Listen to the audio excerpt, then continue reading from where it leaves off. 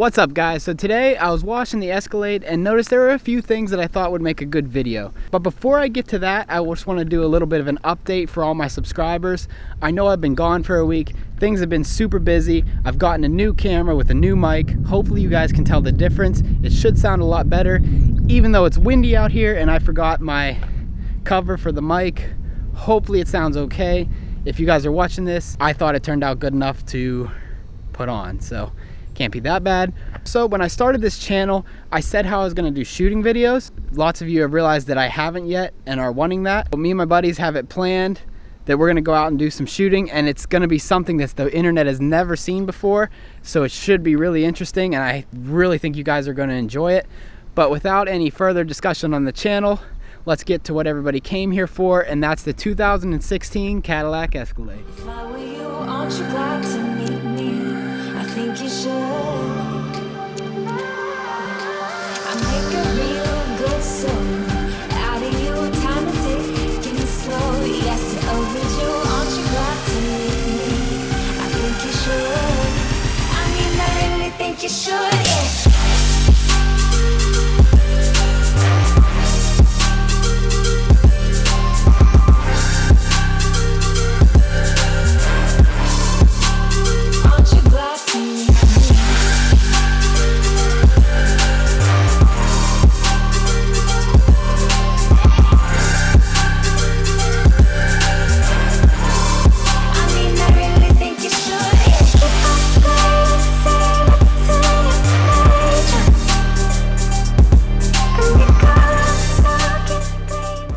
Okay guys, so first I want to start off by saying that even though I'm saying some things that are negative about the Escalade, I still do think this is a great car. It has so many positives, but the thing is, lots of people go over the positives and leave some things out that I think have not been talked about a lot, so I just want to go over those things. It should be a short video.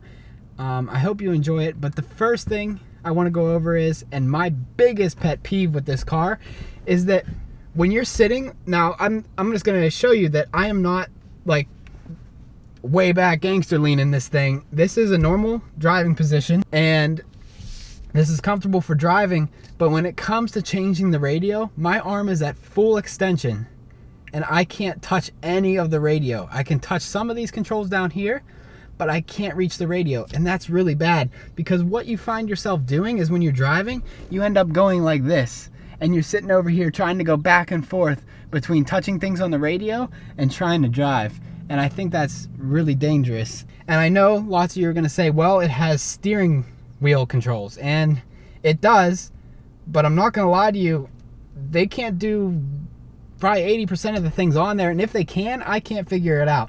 And if me, being a 22-year-old guy, can't figure it out, that's not good. What about the people who are 50, 60, 70 years old who are buying this car and aren't technologically advanced in the way they think? How are they gonna do that? So that's a big thing.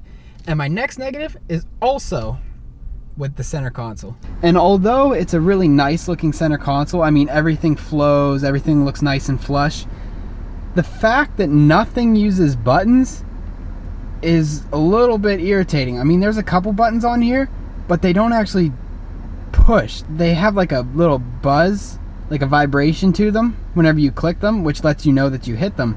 It's like delayed, like you click it and then it happens like a millisecond or so after. And not only that, but like these buttons, it's just really hard to work them when you're driving. So that would probably be one of my big complaints with this car again, is the button system. So a lot of you probably realize that I wear sunglasses a lot because of my lighter eyes, and I'm sure there's a lot of you out there who also wear sunglasses a lot. This brings up a problem with this car. If you notice, the dash, LCD screen, the navigation is LCD screen, and there's also a heads-up display, and that's great, that's awesome. Problem with all that stuff is, when you wear polarized sunglasses, it makes it really hard to see anything. This screen right here turns like darker colored with the polarized sunglasses and is really hard to see. So that one you can deal with. It's not that bad. The heads-up display completely disappears whenever I'm wearing my polarized sunglasses. I can't even see it at all. And the center console is just about not usable to me when I'm wearing the sunglasses. It starts to get streaks through it, dark points, can't really tell what's on it. That's kind of a big deal. I'm not sure why the Escalade does that. I've been in plenty of other cars wearing sunglasses, and I've never had an issue with them making it so I couldn't operate anything.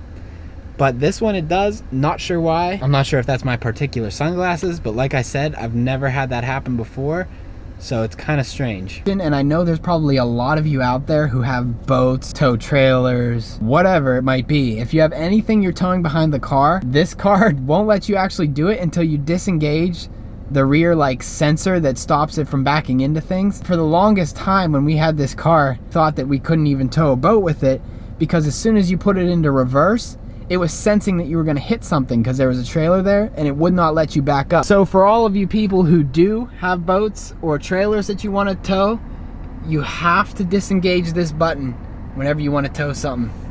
If you do not, you will not be able to tow a trailer. You'll be able to tow it actually going forward, but you won't be able to go in reverse. Another big thing. Not really a negative, just something you have to know. So I'm gonna be honest, that was the major problems with this car as far as I could tell. I know those aren't even major problems. A couple little things I want to mention. One is the suspension. This could be just something that's, you know, just personal preference, but living here in Pennsylvania with the really bumpy back roads, it almost seems like you're in a bouncy house. I mean, this car drives extremely smooth, don't get me wrong. I really like the way it drives, but the thing is, when you're on those really cruddy back roads like Pennsylvania and Northern America that suck, the car tends to feel like it's like bouncing around a lot. And how I fix it is I put it into the sport suspension, which should be right here. See, and it switches on the dash there from sport to tour and vice versa. That helps a lot with the bounciness, but then it almost gets to the point where it's too stiff. So, you know, that's really ticky-tacky. But another thing you might want to consider whenever you go to test drive these, if you're interested or in the market for one, that's something you might want to think about or try to pay attention to when you take it for a drive. So I know that wasn't much, but that's all I have as far as complaints go for the Escalade. I hope you enjoyed it. Like I said, this is still an amazing car. It's just I had a few little knick-knack things that I wanted to say that I thought should be considered when you're in the process of buying one of these vehicles.